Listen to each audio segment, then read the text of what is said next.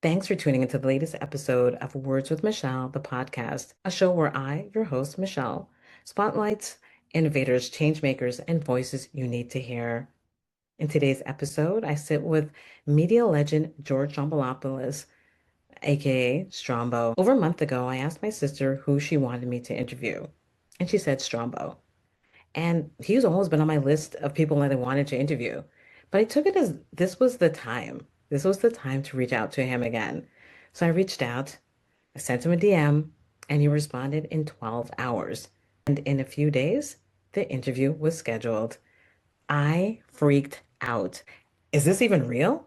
Am I interviewing Strombo? I mean, can I call him Strombo? He is a media icon who's just appointed to the Order of Canada. Is this going to happen? Well, it did. And it was amazing. My intention with this interview was just to find out more about his career, his time at Much Music, and anything else he wanted to speak about. It, the conversation exceeded my expectation. So to start off the show, I did geek out and tell him how much he's amazing and how he's impacted my life. And then I asked him to introduce himself to the audience. I hope you enjoyed the show. Thank you. Yeah, I'm freaking out. Yeah. You are amazing. I just have to start off saying that. I just have to say that. But okay, I just wanted. Okay. So You're thanks kind. for Thank you. before you start, I guess I should also say because you've been a part of my life and actually my siblings' life. When I think about you, I think of us growing up with much music. We're of that era that we saw you. So, um, like I was just thinking about this. You're like actually a part of the family, but you don't even know it. Like you've been constant. We've watched you. So for me, this is really major. So I think this is why I'm actually trembling as I speak to Oh, you. yeah, thank you. You're very kind to say that. I appreciate that. Very sweet of you. And I've been thrilled to be a part of so many lives for so long. It's been, as the Grateful Dead said, a long, strange trip. It has certainly been that. So I'm happy to be here with you today. Okay, thanks a lot. I Yeah. can tell you that I am my mother's son. Her name is Mary. I am Natasha's brother. I have been working in media in Canada and the U.S. And around for the last 35 years. I think everything from hosting radio, music shows, and talk shows to TV music shows and talk shows to most recently a show that aired in about 165 countries around the world for Apple Music, to a book club. I used to drive a forklift. I was a movie theater usher. I made sandwiches both at Subway and Mr. Submarine. Yeah, the forklift job was at the airport. I worked at a bookstore at the airport. I've done a lot of things in my life. I'm just trying to. There's a great lyric from Tom Waits where he said, "I'm trying to squeeze all the life out of this lousy 2-day pass," and that's what I feel like when it comes to life.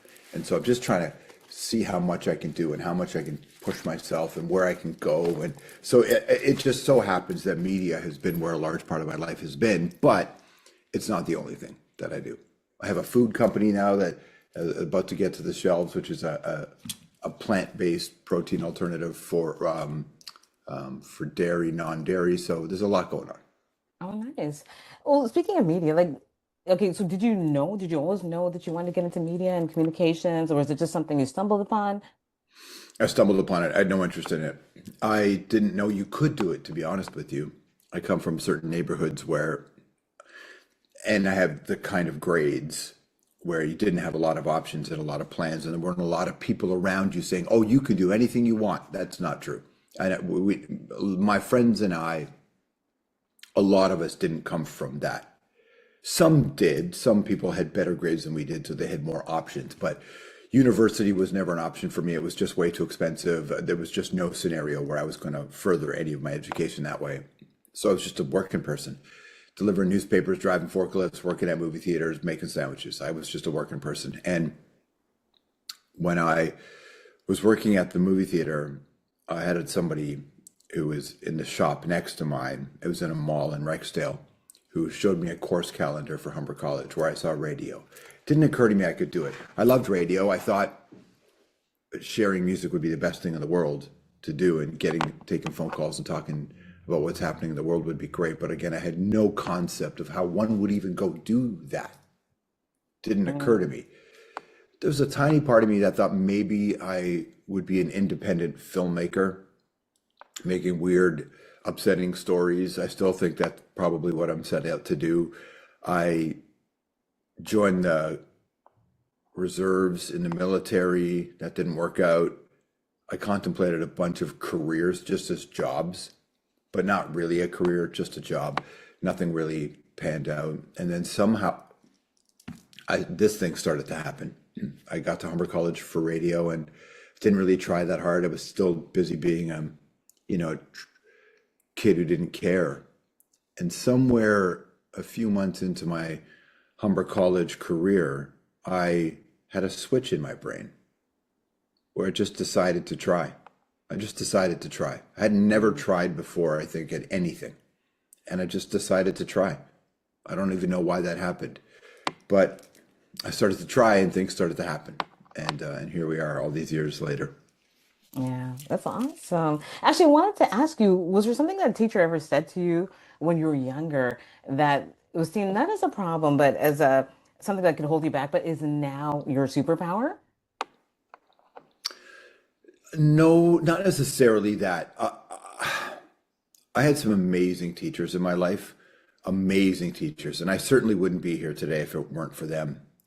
But I'm lucky that I'm not wired to need support. I'm not wired to need positive reinforcement. I'm not wired to need a safe space. I'm not wired to need any of that. I'm actually the opposite.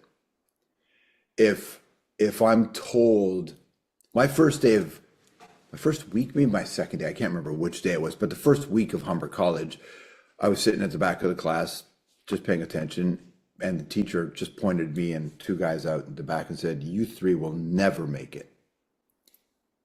So I have never, even when I was really young, growing up really like below the poverty line, single parent home, compromised neighborhoods, even in those situations, I have never, ever, ever once required,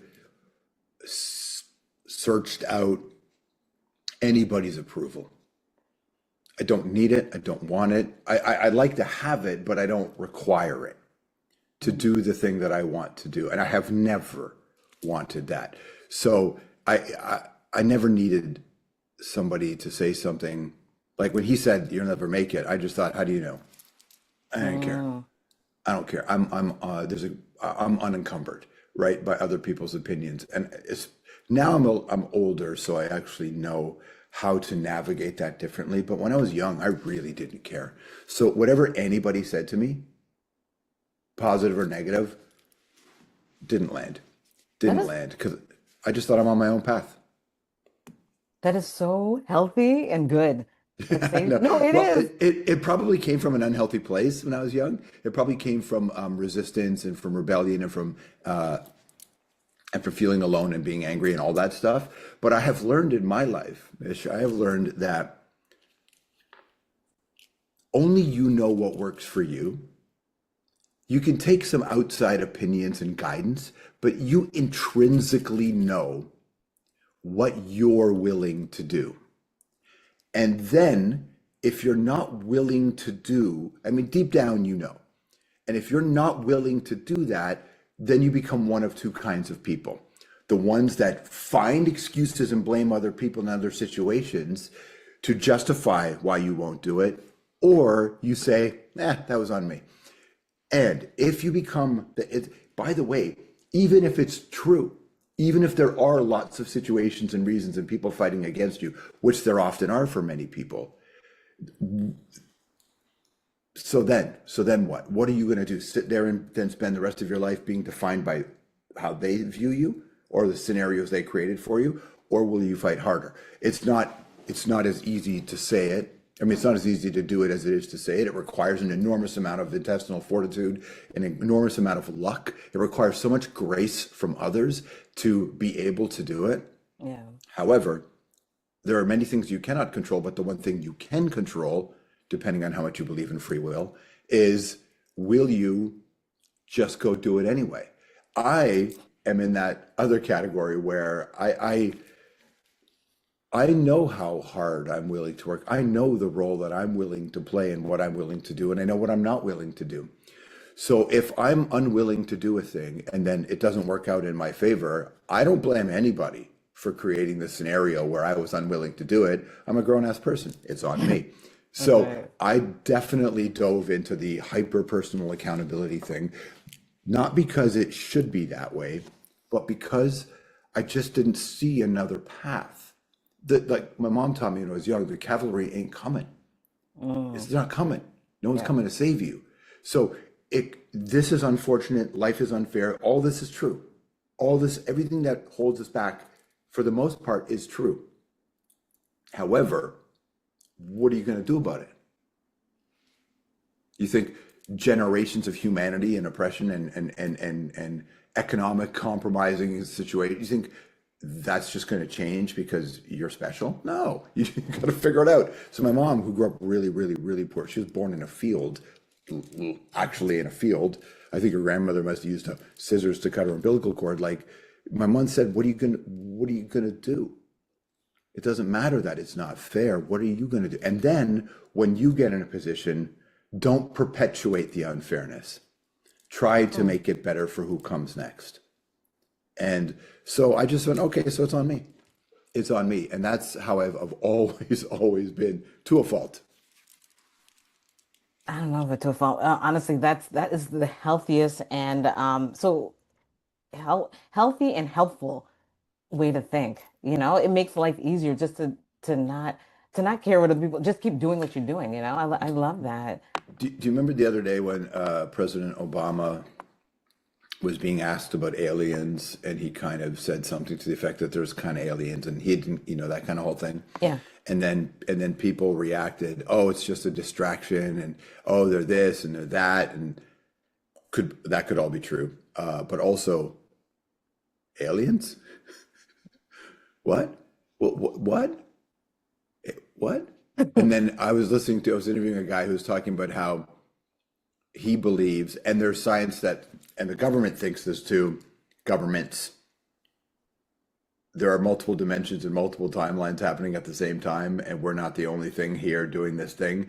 And I'm listening to all this thinking, what am I worried about? Mm, What? The world's insane, man. The world is yeah. insane. And we only understand a tiny percentage of the insanity of this physical experience.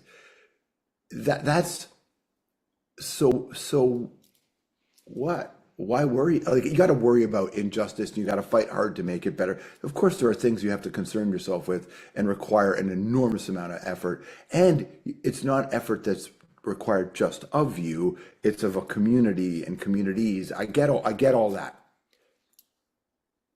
But I watch and experience all that through the prism of I don't even know what this thing is, life. And because I'm not a spiritual person per se, I don't believe in any, certainly none of the big three Abrahamics. I don't believe in any of the religions. I don't, I have to live in this dimension now, right? This timeline now. So I don't have, I don't let the, I don't exist for the afterlife, right? I Mm, exist for this with us. And wow. so I don't really, I get, of course, upset by the world. Of course, I get, agitated by the news, and I get agitated by the news makers.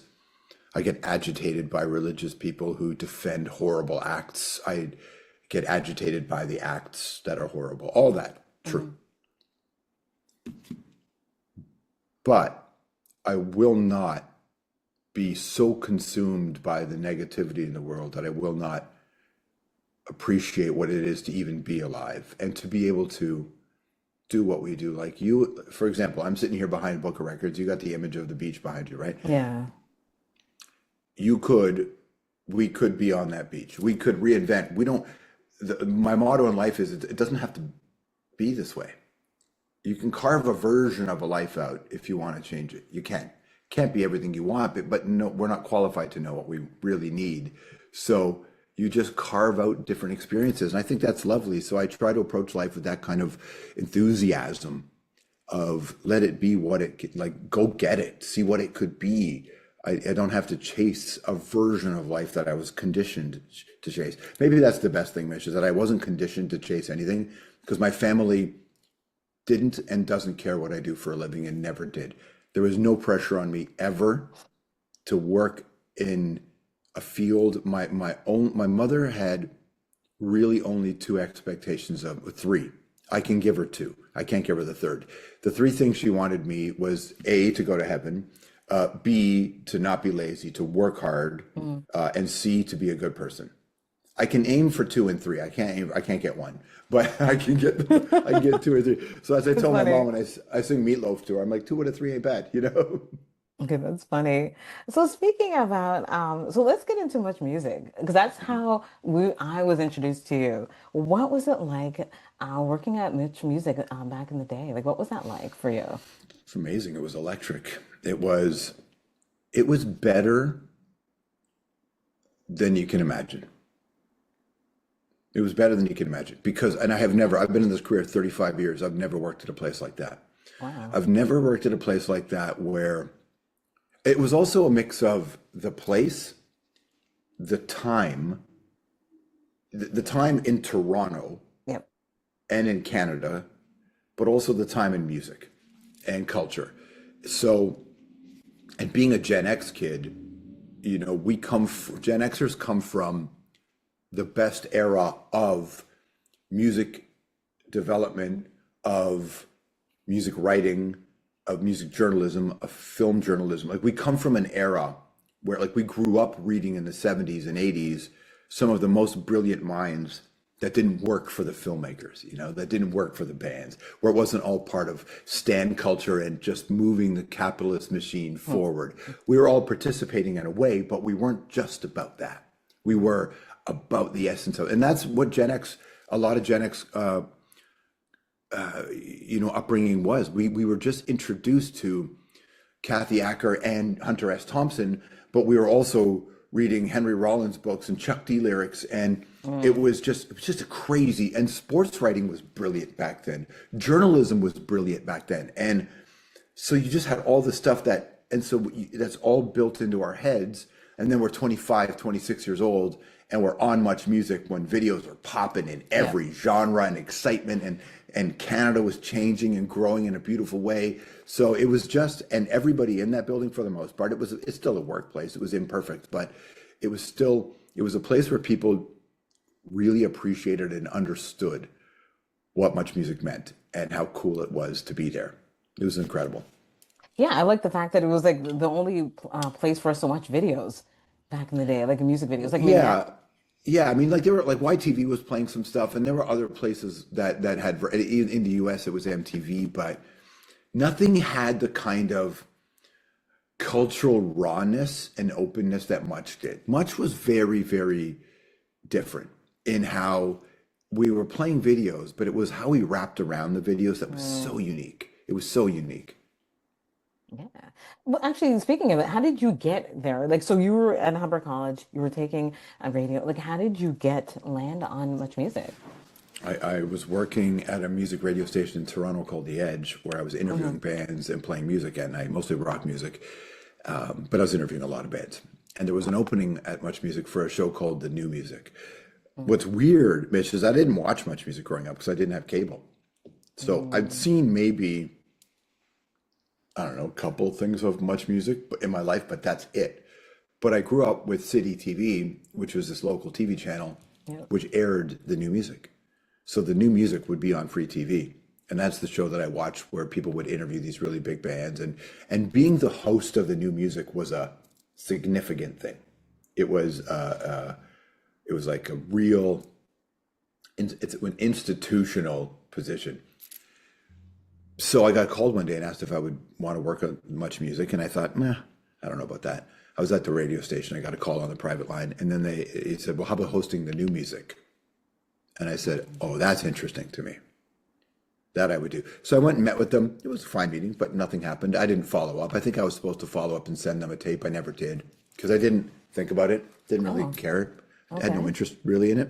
I was interested in hosting The New Music, but I wasn't. Again, like I was saying to you before, I don't chase anything. I don't care. So months later, there was a guy circling around the radio station who turned out to be the boss of Much Music. There was two of them in charge. Denise was in charge, and then a guy called David, Denise Donlin, David Yeah. Kynes. And David Kynes said, "So are you like, are you interested? Like what? Because everything just went silent for months. I didn't follow up. They didn't follow up. I just didn't care. Wow. I liked my job playing music on the radio station. And it's not that I didn't care about the thing. It's that in my mind, Much Music for the most part played pop music videos, and it was. I'm just not that guy. I don't like pop music for the most part in any genre, and I just I loved my job at the radio station playing music and interviewing. I mean, I was interviewing every day. It was like Chuck D would come in, Chris Cornell would come in, Trent Reznor, Nine Inch Nails would come in, Bush would come in. Pick a day. Travis would come in. The Cult. Every day was just an amazing band, and I didn't have to do any pop music, which was great. Yeah. So after he circled back, they wanted to have another meeting with me. We met, and the first question they asked me was, "Why do you want to work at Much Music?" And I said, "I don't." What are you talking about? You Oh my called me. God. Your honesty is like, wow. And you It's know what? stupid. It's I love, stupid. My honesty is stupid. It's no, but it's good dangerous. though, because then you're real. Like, I like that. Like, you Yeah. really said that. And that's something as an employment counselor, a former employment counselor would say, don't say, don't be that honest. Yeah. But you Yeah. said it and it worked to your advantage, It you worked to my know? advantage. And also I realized quickly that I have really good instincts half the time and really bad instincts half the time. And so my first instinct is to say no to every opportunity because I don't want to do anything.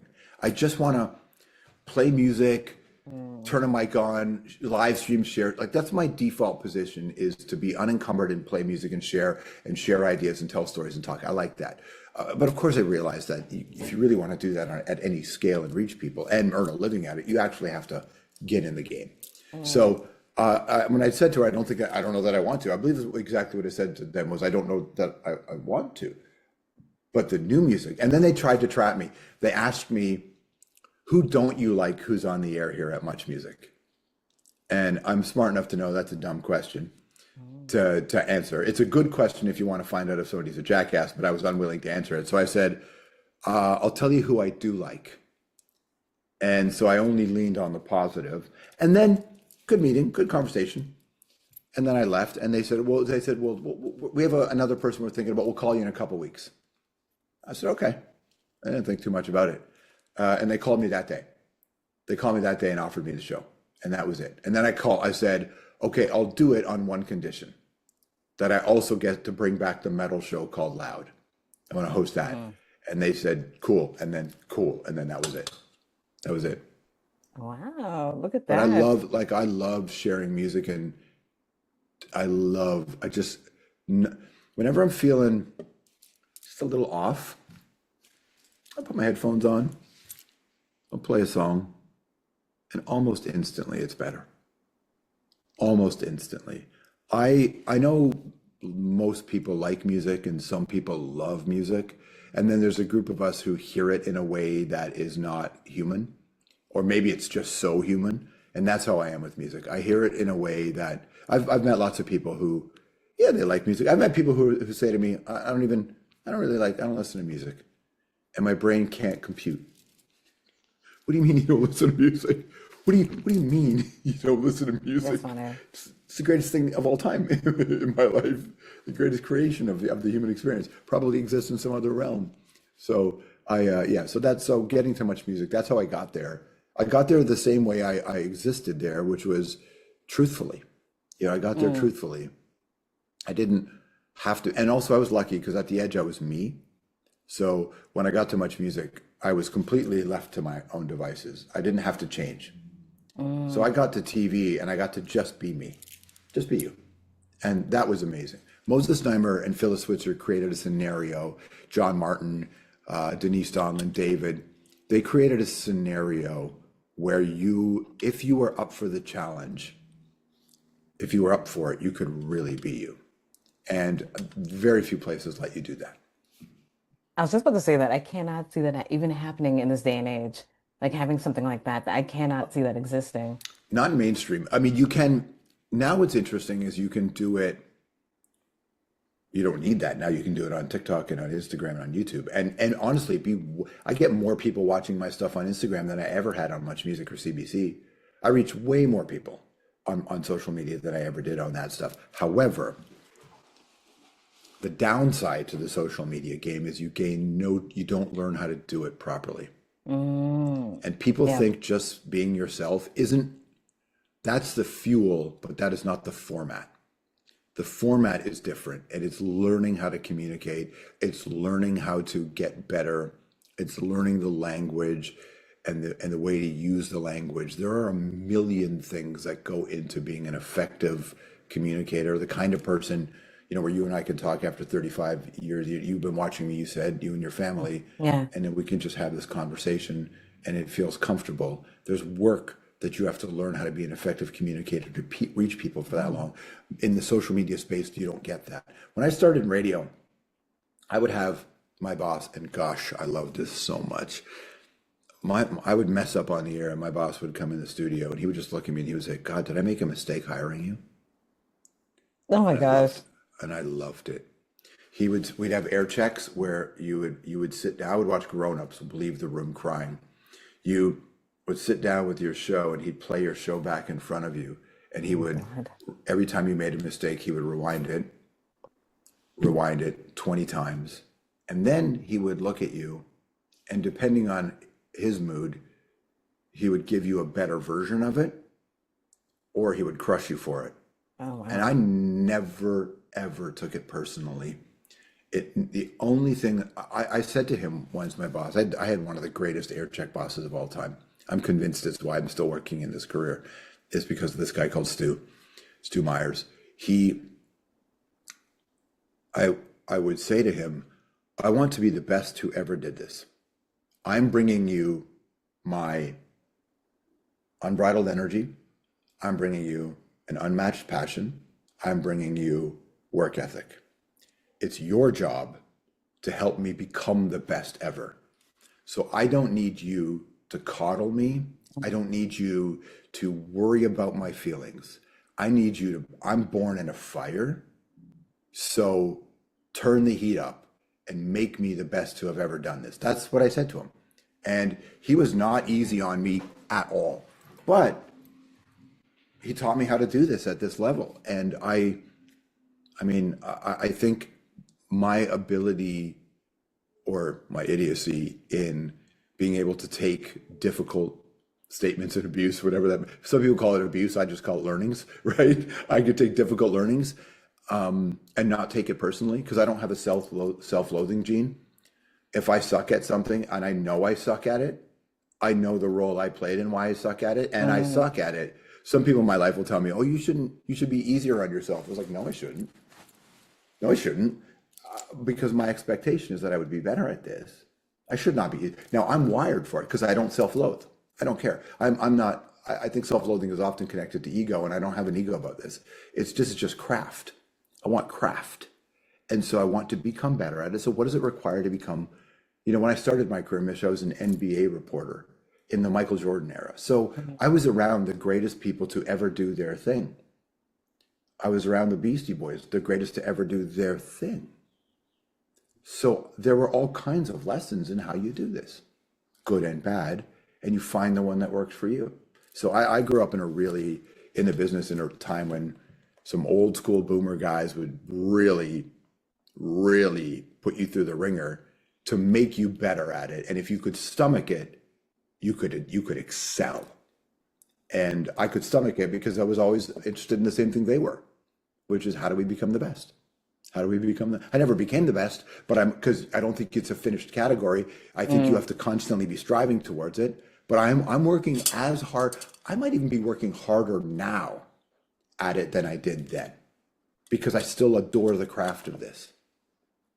I feel like you need to teach a course. I don't know if you're teaching a course, and like I will sign up for it because no, honestly, because I struggle with stuff like that. So you're just so in tune to what you want, what you need. You don't care, and I love the fact that you don't listen to the noise.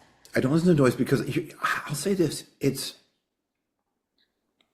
I think as complex as the human brain is, it's pretty simple in terms of its human experience, which is, and I ask myself this all the time, what's the assignment? What's the assignment? For this particular project, what's the assignment?